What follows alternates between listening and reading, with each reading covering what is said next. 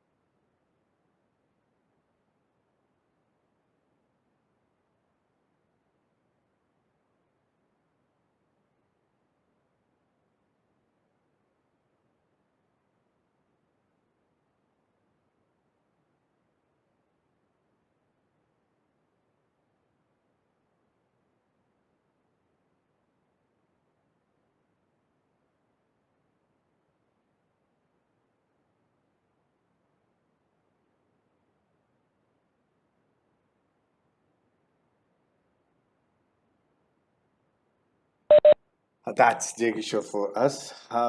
Another key player in this collaboration and initiative is Ms. Alicia, President PMI Singapore Chapter. Ma'am, may I request please you to address this gathering? Over to you, ma'am. Good evening, everyone. Hello. Thank you for ending your Tuesday with us. My name is Alicia, coming to you live from Singapore. I am currently the Vice President. Whiztalks have now crossed borders as we welcome an additional audience from Singapore. We are happy to come together and learn and expand our networks. The objective of these short sessions is for the project management community to come together as we are tonight and share tried and tested success stories. Tonight, we thank Karthik for taking the time to share his expertise with us. And actually, some of us know him from other professional development sessions in Singapore. Wishing you all a very good session. Thank you so much for joining, and passing it back to you. Let's have a really good one. Thank you, ma'am. Thank you. That was short and sweet. Our speaker for the day is the founder of Key Results, a consulting firm delivering value through customized P3M and social media consulting services, and is also the author of PM bestseller, Say Yes to Project Success. He has in-depth expertise in organizational strategy, social media marketing, and P3M consultants, including PMO setup and optimization, customized PM best practices, and project knowledge base. A long-time volunteer leader with the Project Management Institute in several global, national, and local roles. Ladies and gentlemen, please welcome Mr. Karthik Ramamurthy to deliver the session. Over to you, sir. Thank you very much, Alicia and Hari Prasad. It's wonderful to be with all of you. So I was just scrolling through the names of the participants, and we have the A to Z of PMI members. We have Alicia and Akila, and I saw Adam too. And going all the way down to Y, we have Yuan G. I hope I pronounced your name, Yogesh Mishra. And of course, a person who calls themselves ZC. So we have the A to Z of PMI members, and it's wonderful to be with you. And thanks so much to the PMI Kerala and the PMI Singapore chapters for having me today. So let me just share my presentation, and you can confirm once you're able to see it. Hold on a second.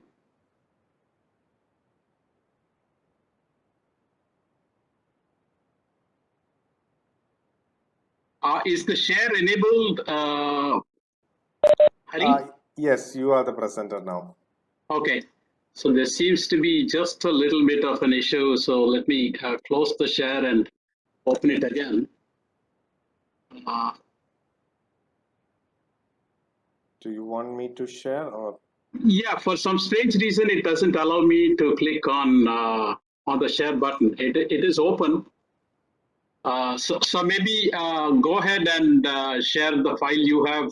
Can you try now? For some strange reason, it doesn't seem to be even going out of the share screen. Okay. I see the window, file, and whiteboard, and I think now I had figured out the issue. Probably you can try now. Try again. Okay. Yeah. Yeah. So I am clicking on file in order to share this, but it's not in Hari Prasad. So apologize to everyone for the technical glitches. As a plan B, as a business manager, Hari Prasad actually has the deck with him. So maybe I will request you to share and just click through if that's possible. Yeah, sure. I'll do that. There is a concept of technical Tuesdays, and I think this may be it. Because it was to everyone. This literally was working 20 minutes ago when we were testing. Yeah, it was. Hope you can see my screen now. Yes. So the only issue I'm having, Hari, is that this share content window is right in front of the screen, and when I try to click on cancel, it's not going away. So I have 1/3 of my screen covered by this window which says share content, and I'm trying to cancel it, it won't.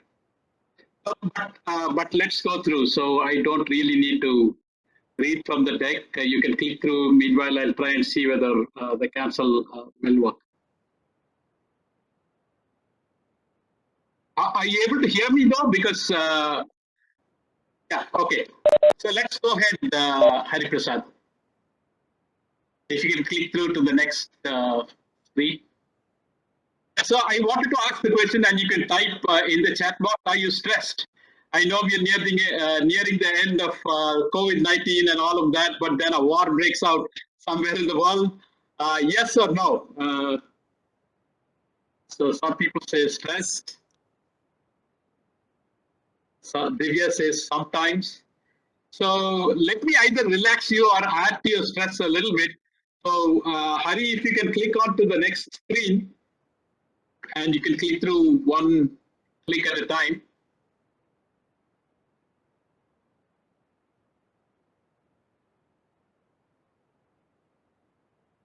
So here's some brain work for you. Click through, Hari.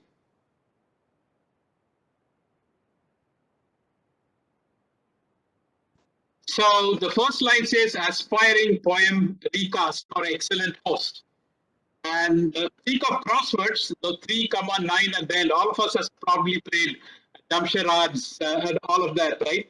So think of crosswords, and if you can click through, Hari.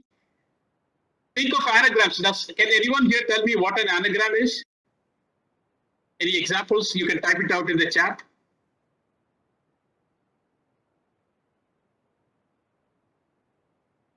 Okay, I'll give you an example. So if you click through, Hari, if you take the words in Japan, met, Japan, grocer, Amit says similar words, not exactly. If you take the letters in the word met, Japan, grocer and rearrange them, Ramanan mentions it correct. He says by rearranging the letters, you get a different word or phrase. So if you can click Hari, you will find out that met, Japan, grocer has the same letters as project manager. Right? It's not randomly rearranging them, but it's rearranging them in order to get another meaningful set of words. Right? So Mohammed says silent, listen and silent, right? So now you know what you have to do. You have to find an answer which is 3, 9. And how do we do that? We try to get 1 or 2 words together, add up to 12 letters, right? So since we have a paucity of time, I have only around 22 minutes. So I'll give you the clue. It is basically aspiring poem. you take the letters in the word aspiring poem, you rearrange them to get two words, which is 3, 9. So you can click once, Harry, but not anymore. So you have that same clue now in larger font, and we're looking for 3, 9. So I know it is the end of the day, but it's only Tuesday of the week. It's not Friday. I'm sure somebody can find out. Just rearrange the letters in aspiring poem. And while you do that, the word recast basically tells you that aspiring poem has the letters which are to be recast. For example, we would say rearranged, we would say broken. As a crossword compiler, I'd use words like that, right? I'd use the word crazy. That means the letters are crazy. And when you rearrange them, you'll actually get words, which means excellent host. Right? So just think out of the box. To get things going along a little quicker, I'll let you know that the first letter is P.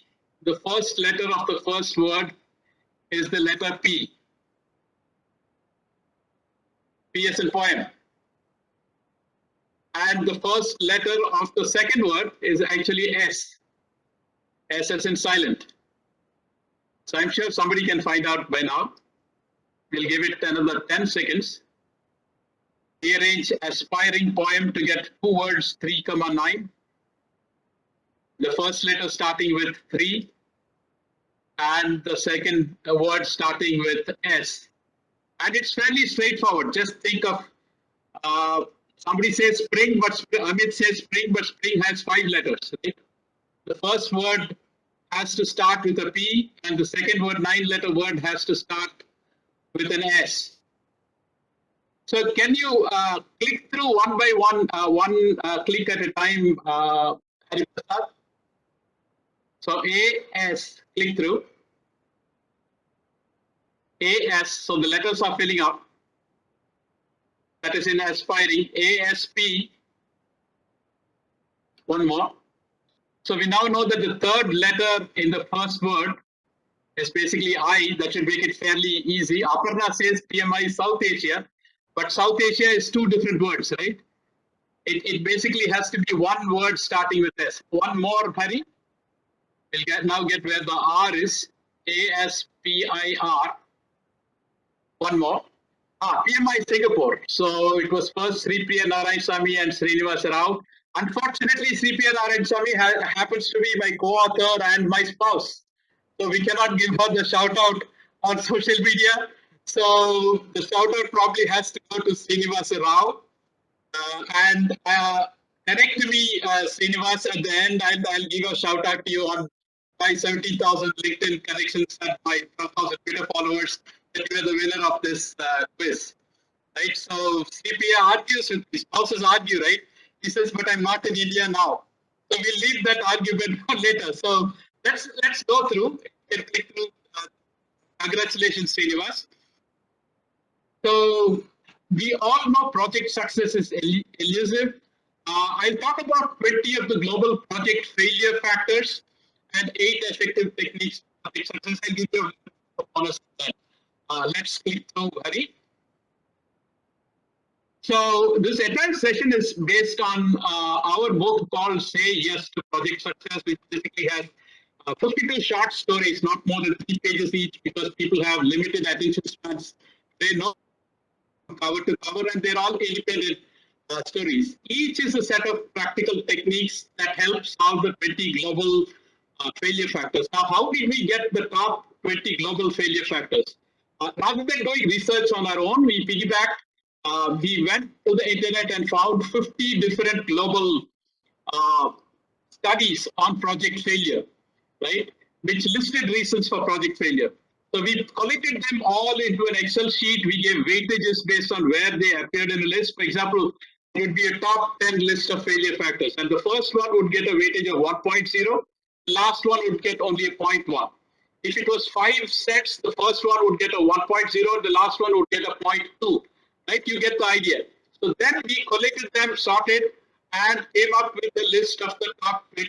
And if Hari can click through, we'll see some of them. And You can type out the number in the chat box if you think that is something that affects you, right? Mismanaging conflicts in a project between team members, between stakeholders. You can just keep clicking through, Hari. So poor procurement management, right? The wrong vendor can really cost you the project.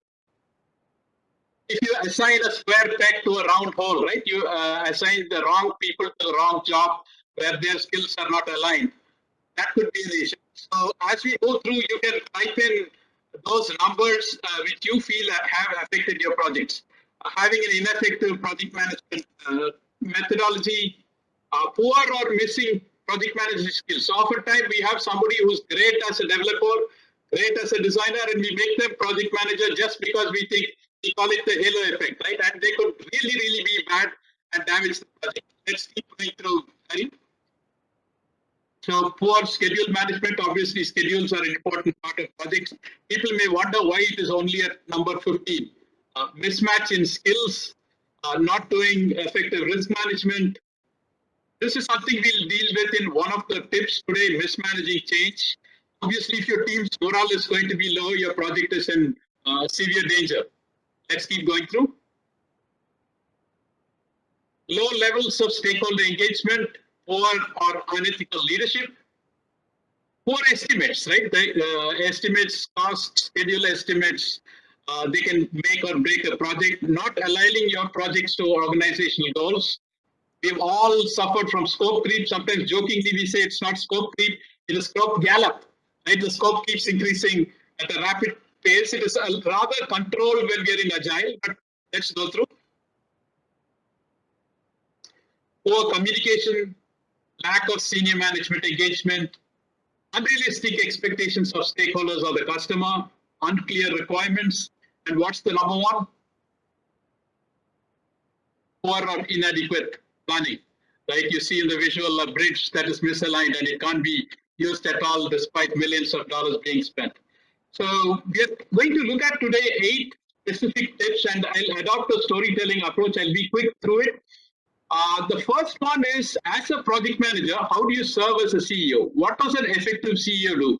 He makes it clear what the goals are. You can think through, Hari. He makes it clear what the goals are. He communicates so that everybody understands, right? I'm talking here about a project in a multi-vendor PMO where different stakeholders were pulling in different directions. The team members were working in silos as individual groups, and obviously this is the recipe for disaster cost, conflicts, and project delays. Let's go to the next slide, Hari. So obviously project failure rates rise. So what is it that you can do? Rather than allow team members to pull in different directions, rather than have a lack of trust, right? You have, as a project manager, you play the role of a PMO. Of a CEO, sorry. So for your project, what is the overall vision? What is the goal? What is the big picture of the project? We can go to the next slide, Hari. What is the big picture of the project, right? Why are we doing this? An example could be set a big picture goal saying we want to win Project of the Year award, right? This is a new client. We want to make sure this client will never leave us. Delight, right? We will surprise the client with the quality of our work, right? When you keep doing this and pull together to achieve project goals, the project is likely to be much more successful. I'll give you an example. Sometimes we even get people in the project to design a project logo, right? Which we may have internally in the project. Use it for the client. Click through, for example, we were doing an ITIL project where we were trying to standardize things. So the next screen, so on the next screen, you'll actually see a couple of examples. The ITIL project was called Assessment, Standardization, and Refinement. We actually had something called the A-Star. The Maruti company had a new model of car called A-Star there, right? And it was all in the news. So we call this assessment, standardization, and refinement. Imagine me telling to a client, I'm calling for assessment, standardization, and refinement project. Instead, we called it A-Star, and we said every bit of the project tried to find A-Star results. Similarly, when we were doing a security project, we got a picture like Fort Knox and said safe as a fort, right? All of the imaging, all of the communication we do gets people going in the right direction.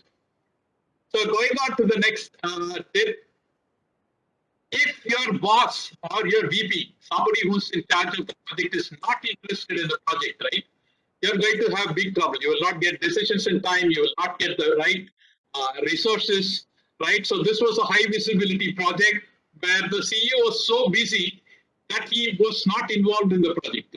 The tried engaging them. The client was very, very upset with delays.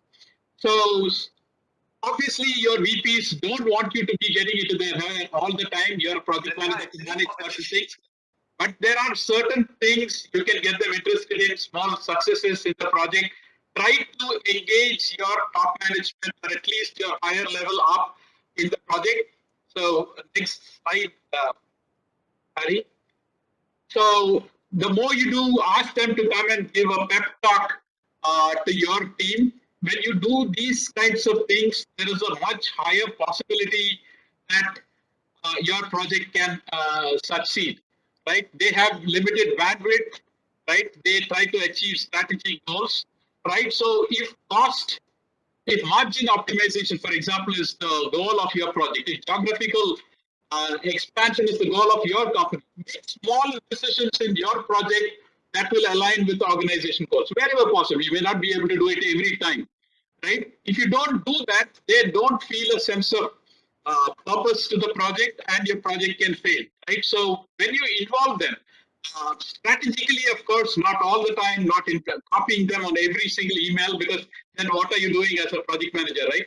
When they get aligned, when you show, the VP would love to say this project under me is actually in step with the organization goals, right? So that is what is there on the next slide, where we are talking about uh, involving management, making changes in your project that basically do that. How often do you read your company's annual report or a CEO's videos?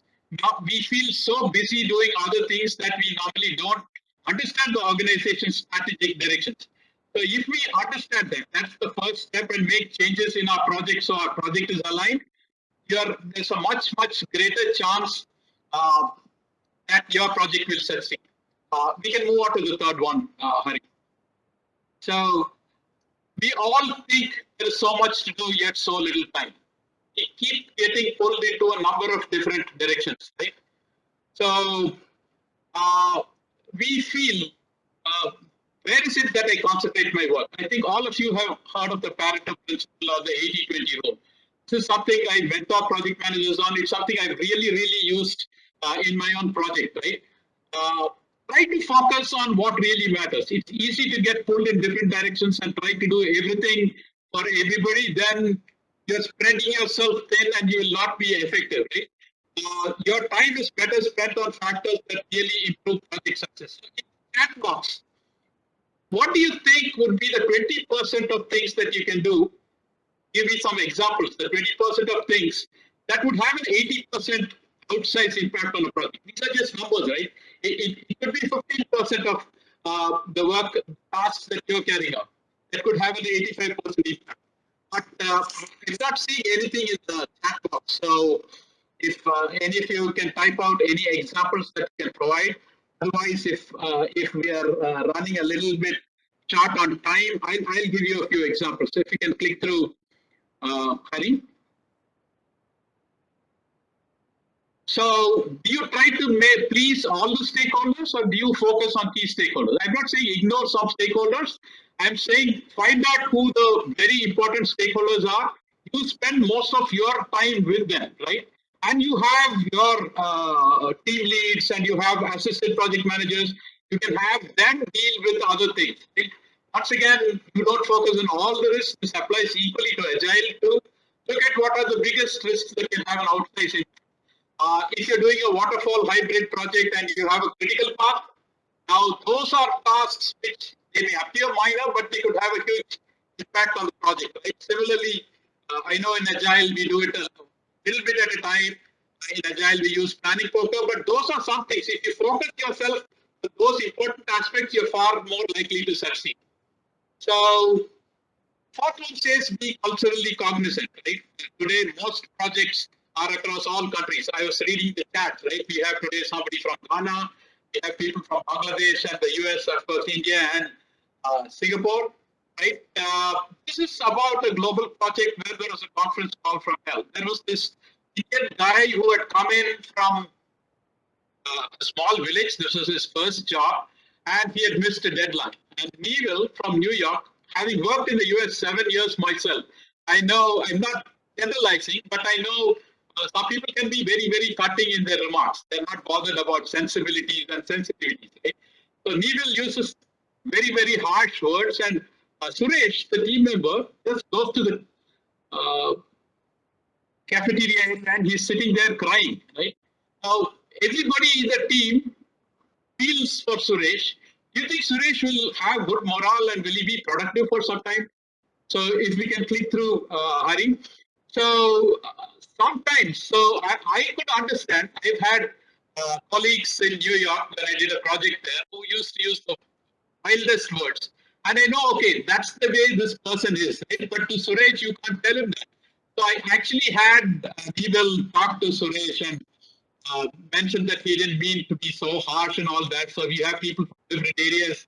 You have people from all parts of the world. You have Gen X, you have old timers, you have the millennials. You have issues in terms of people from different sexual proclivities, right? Different sense of ethics, people speaking different languages. Keep through. So in this kind of situation, what happens is if you just assume that your team will gel well, magically it will happen, right? There is no magic word through this. You have, as a project manager, cognizant about this. So can we have the next slide? So you have to keep and understand diversity. There are several studies, research studies that show that diversity can cause conflicts, but if it is managed well, you can also get people working together on different points of view that can actually make your project more successful. We just went past Women's Day, shown in the US that companies which have at least at least 1/3 of a company board as a woman, even better as a CEO, they tend to do far well in profitability and market share. Right? Because different perspectives help. Next slide, Hari. So what I will do is I'll share my LinkedIn profile at the end. We have a short document that basically talks about this assist process. This is something we got together for a session I did at Chicago. So first you analyze the team mix, you look at traits of various people from various cultures. Look at those traits that could affect your project. Wherever necessary, do sensitivity training. Stress on ethical and professional conduct of people. And as you move along, as with any planning, test and adjust as required. So those of you who like it, I am happy to send you a short 2-3 pages on what this process is about. So we'll move on to tip 5. I'm only focusing on in detail 6 tips, but I'm also sharing some more. So we're coming up to the last bit of it. If we go to the next tip, Hari. So I was searching for change, right? What are words for discomfort? Trouble, uneasiness, soreness, nuisance, inconvenience, distress, disturb, malaise, pain, and ache. If you could click through, a lot of these words that you see on the right happen when change happens. All of us know projects bring about change. Right here, we have the story in our book about a digital transformation project. And it is supposed to transform HR, right? Modernize the system. The head of HR assumes that if this system comes in place, I lose all my power, right? He spreads rumors that 2/3 of the HR department will be laid off if this project is successful. And needless to say, your people are not going to cooperate, right? If your users don't cooperate, how can you make your project a success, right? So next slide, please. So the project manager understands what is happening. Right? He understands, he empathizes with Martin, right? Change is uncomfortable, right? And if you don't know the full what is happening, right? People may react unethically, people may react in ways that are not useful to your project, right? And the project risks failure. So what is it that we can do? One is to be totally open with people, right? Tell them about what the positive benefits of the change are. There may be tough questions, right? Understand where the question is coming from and answer truthfully, because if you just try to get away with lies, then you're going to get caught out later, right? Look for situations like Martin spreading rumors, right?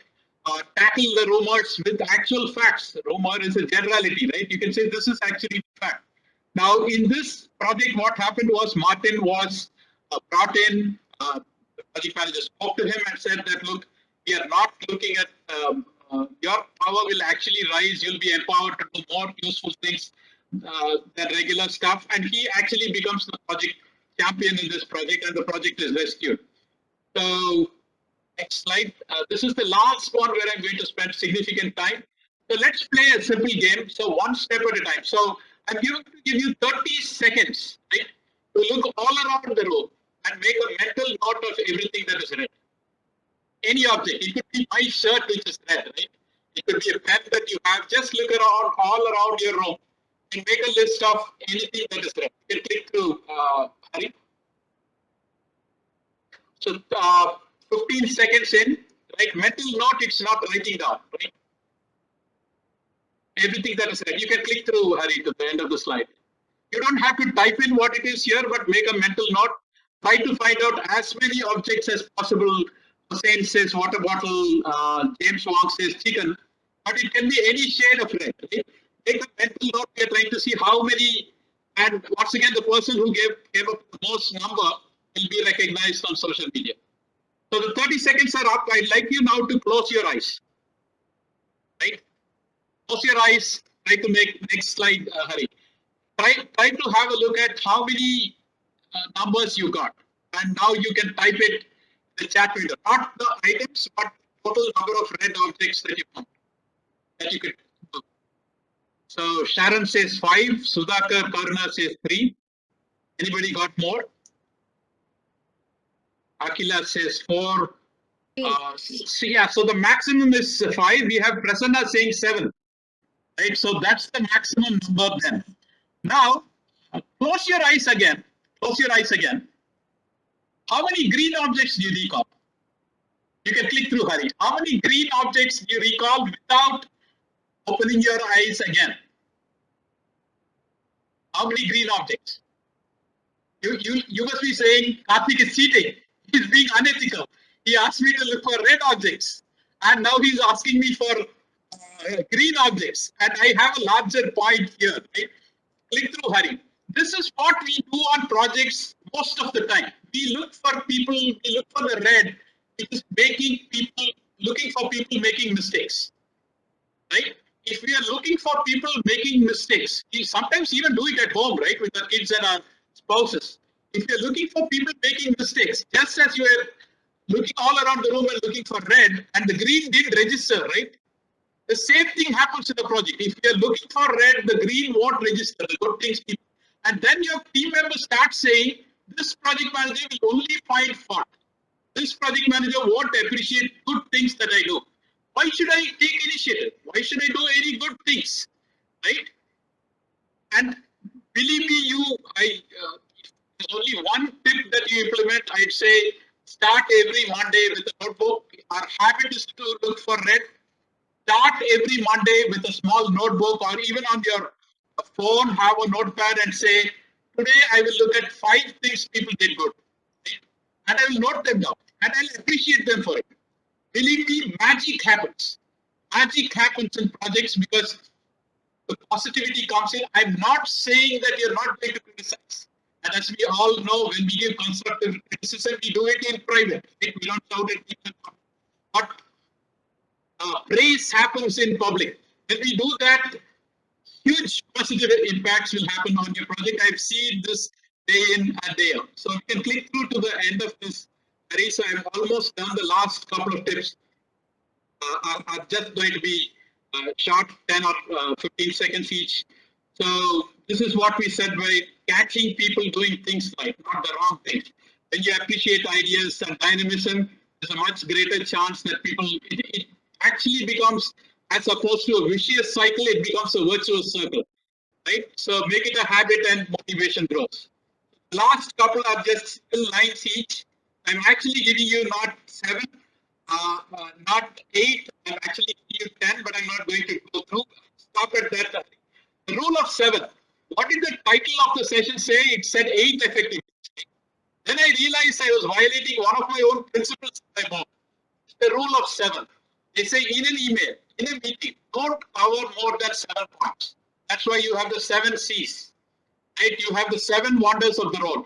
Well, because in your mind, it is clear that you might not absorb more than 7 points at a time. That's why I made it 6 main tips. Right? In fact, they say 5 plus or minus 2.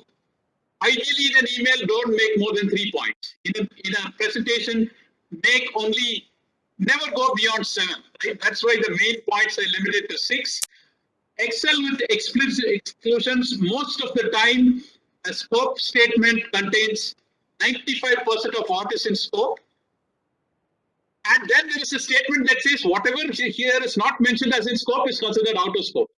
You think the customer reads that and takes that seriously? Fat chops, right? Instead, I coach my project managers, I work with my clients. 25% of your scope statement should be explicit exclusions. If you assume something is out of scope, mention it in the scope statement. Right now, the customer may come running and say, no, this is something I want. You can negotiate, right? You can negotiate in terms of schedule, you can negotiate in terms of cost, but better to do it in the first part of the project than at the end, where the customer says, I thought this was included. Then I argue saying that I said whatever was not mentioned was not included. Right? Then it becomes a shouting match argument and it's too late to do anything. So, 360 degrees of appreciation once in a week, once in 15 days. Everybody, the team gets together, forms a circle, and passes on a sheet of paper. Person writes their name at the bottom and passes it on the person to their left. That person will write 1 or 2 sentences of what good things the person with that name did on the project. Right? It takes hardly 15-20 minutes. Now, my good friend Prasanna is here, who's region mentor for region 11, right? And he first found it in the PMI National Conference 2012, where 33 volunteers would work day and night. We sat together, we had personalized booklets. And till today, when I have a bad day, I open up that book. These are 32 people who work with me who have said nice things about me. Right? That once again uplifts morale and spirit. So you'll see that in this session, I'm not only talking about just the hardcore project management aspects, a lot of leadership and communication and so on. Similarly, agilely vaulting over the waterfall was a session I did at Dublin. A lot of regular agile techniques like planning poker and stand-up meetings can even be used in waterfall projects. It's not as if we can't use agile techniques in waterfall projects. When you use some of those techniques and apply them in waterfall projects can also become far, far better. That basically, so I've given you basically 6 plus 4, 10 tips, a little bit of gold plating, if you want to call that. But the last couple of slides, Hari. So you can just click through this. So serve as CEO, engage to succeed, 80% focus on the 20% being culturally cognizant. The many phases of change, managing change management. There should be one more, Hari, on this. Catching them doing things right. And the next slide lists the last 4. I'm not going to read that out. So those were the 2 plus 2 bonus tips that made 10 in all. And we can click through towards the end. So that was a summary. I guess I had to be in a little bit of a hurry because we had some technology issues. In the beginning, I believe I ticked off all the boxes I mentioned in the agenda. Click through, Hari. So just 1 or 2 questions, or Alicia, if you think we are out of time. I know it's getting to 10 o'clock for you guys. I've shared my email address and my LinkedIn profile. We don't have time for questions. I'm happy with answering questions over email or through LinkedIn. Happy to do that. So Hari, if you can just go back to the presentation for just 1 second. Just 1 second. Sorry about that. Sorry, I missed this slide. Sorry for that. That is okay. So if people want to, since time is short, if people want, you can actually you can click the screen or take a screenshot. I'm glad to connect with passionate project managers from all over the world. And we dealt with 10 tips, 6 in detail here, but if any of you would actually like to buy the book, I'm not going to post it here. I don't want to waste time. Me message on LinkedIn once we connect, and I'll be happy to send you that. So it is 52 tips, each of them short, each of them, like I mentioned here, very, very practical. So I'm done, Hari. So any of you who had any questions, apologize, we ran out of time, but feel free to ping me on through email or social media, and I'm very happy to answer. I see my good friend John Watson also here. Hi, John. Several good friends. This gentleman joining at a very untimely time from the US. Karthik, thank you so much, Karthik, for that fine session. There are a lot of positive responses in the channel, in the chat box.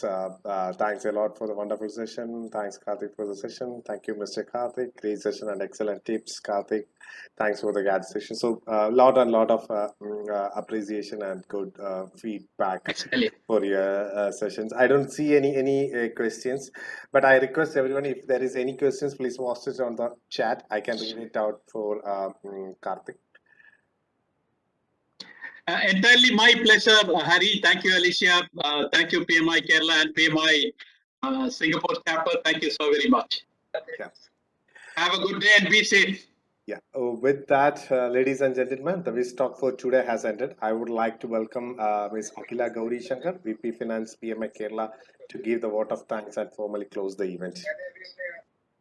Thank you, Harry. It was a great start for our joint session from Kerala chapter and Singapore chapter. Thank you so much, Alicia and Chandra, for initiating this. And I'm sure all our members, both chapter members, are going to benefit from this initiative, where our members are going to get the volunteering opportunity to become speakers. So isn't it great? I'm so happy for this great session start with our Karthik, who is actually a great well-wisher of Kerala chapter, and it was a really good one to start with. It's a success topic. So indeed, this is going to be a success session going forward. So no hesitance for your for all our members. Please come forward and join register in the VRMS opportunity for this Whiztalks speaker sessions. And thank you. As a formal, let me just say the other four thank yous also to our Kerala chapter leaders and to our Singapore chapter leaders for taking forward these initiatives. And last but not least, my dear participants, thank you so much for being engaging and attentive for this. And I don't see any questions. No worries. If you have any queries, you can share with us and we'll get back to you from the responses from Karthik. And it's already so late for Singapore, but still, thank you so much for dear Singapore participants for joining in at this late hour. We'll try to see if we can have a session scheduled a little earlier than this. Thank you so much, everyone. And we're hoping to see you all for the next session, which will be announced shortly. Thank you all.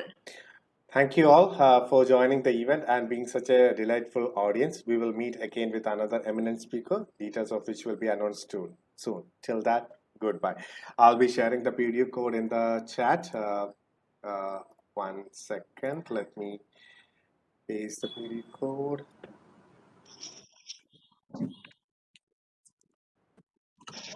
Yeah, it's in the chat. You can copy that one.